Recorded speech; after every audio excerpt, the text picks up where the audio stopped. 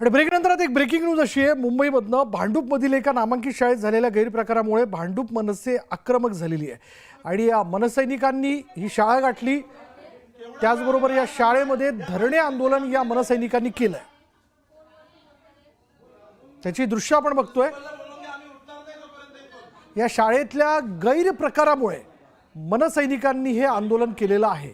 या गैरप्रकाराच्या विरोधात मनसैनिक थेट पालकांबरोबर या शाळेमध्ये पोहोचले आणि तिथे त्यांनी धरणे आंदोलन केलं। भांडूपमधील शाळेत मुलींसोबत अश्लील चाळे केले जात आहेत आणि भांडूपमधली एक नामांकित शाळे ज्या ठिकाणी हा सगळा प्रकार जो आहे तो मुलींबरोबर केला जातो। लिफ्ट दुरुस्तीसाठी आलेल्याने हे कृत्य केलेलं आहे। अधिक माहिती आपण जाणून घेणार आहोत। आमचे प्रतिनिधी अविनाश माने आता क्षणाला आपल्या बरोबर आहेत। अविनाश, काय माहिती याबद्दल?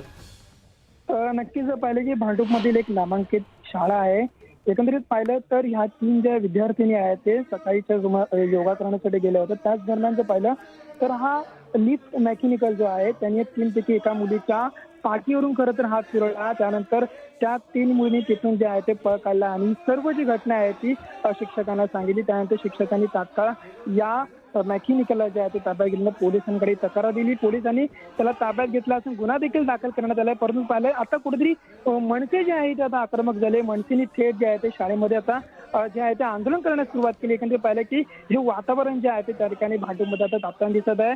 अशा घटना ज्या आहेत ते मुंबईमध्ये वाढताना देखील दिसत आहे। त्यामुळे मनसे जे आहे ते आता आक्रमक झालेली सध्या जे आहे ते पाहायला मिळत आहे। धन्यवाद अविनाश या सगळ्या तपशिलाबद्दल। आणि यानंतर इथं वेळ झाली का ब्रेकची।